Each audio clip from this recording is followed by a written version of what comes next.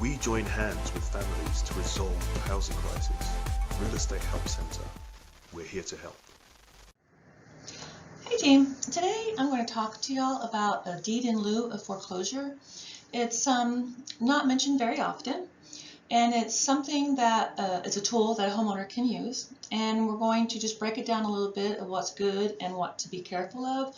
And it's something that you can discuss with the homeowners in foreclosure, and I for one am not really crazy about it for obvious reasons, but let's get to it, okay? A deed in lieu of foreclosure, also a DILF, is when a homeowner conveys the property back to the lender in exchange for canceling the debt. This requires a lender's consent and cooperation. So a homeowner, I actually have run into this before. I was chasing this lead and it was a pre-foreclosure. By the time I found the people and whatnot, come to find out they gave the deed back to the bank. Well, so that was the first I've ever heard of it. I was like, what's going on here? So I looked into it, and so now I'm going to share this information with y'all, okay? There's several advantages to it.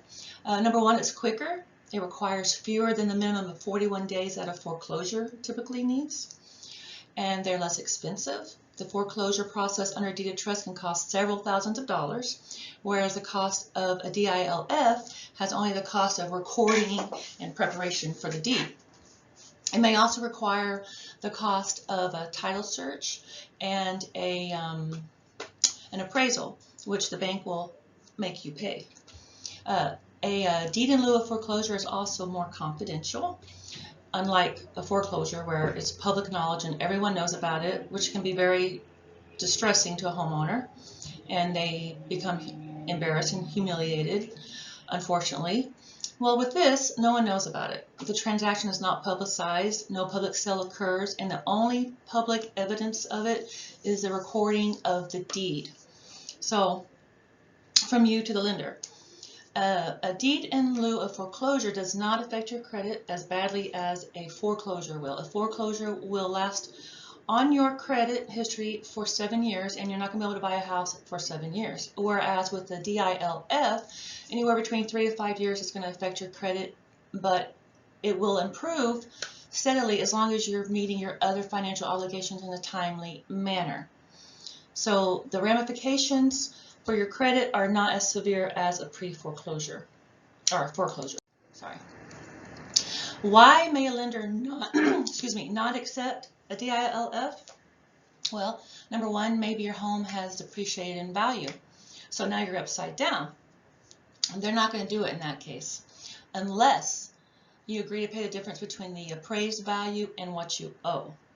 So if the house is worth $80,000 now and you owe $100,000, they'll say, okay, pay us the $20,000 and we'll do this. Well, that's not going to work for most people because they're not able to pay their bills as it is, their mortgage, but that is an option. Or if the home is in poor condition, the bank, they don't want a project, they don't want to get in there, start repairing and whatnot. If it looks bad, they're going to probably reject your proposal for it. Also, this is an interesting one.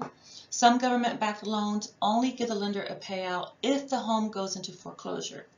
The lender will likely reject your deed in lieu of foreclosure offer if they think they can recoup more money by foreclosing on you. So, of course, the almighty dollar is the winner all the time. So if they're going to make more money by getting something from the government, that's what they're going to do. So be aware of that. Also, second mortgages and or liens on the property. A foreclosure will wipe away all other liens, and they'll give the lender a clear title. However, with a DILF, it does not. The primary lender would have to take the property subject to any existing liens, second mortgages, third mortgages even, that are on there. So if they want your property badly, they may offer to pay those other liens that are on there, but this just complicates the whole situation. Okay, this is something that you need to warn a homeowner, all right? Failure to disclose a lien. If the homeowner fails to disclose that there's a lien or other encumbrance on the property before executing the deed, and the lender has no idea about it, well, they have 4 years after the DILF is done to come back, and they will put the deed back in the name of the homeowner.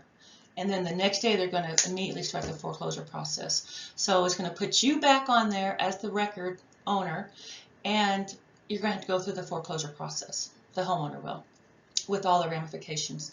So this is why it's very smart to get a title search done, and banks did not used to do it as often, but now they're starting to do more to see what's going on with the title.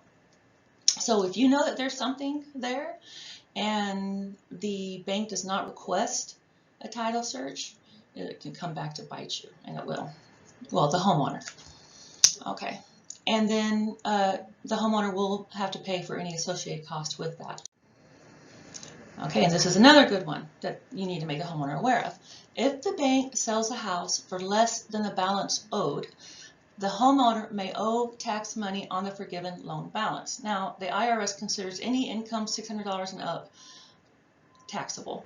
So in this situation, if there's more than $600, which there's going to be, of deficiency on the homeowner's loan that they've forgiven, the IRS considers it income. So they're going to come after you to pay tax. Whatever your tax bracket that you're in, you're going to pay that on that income that they consider as income.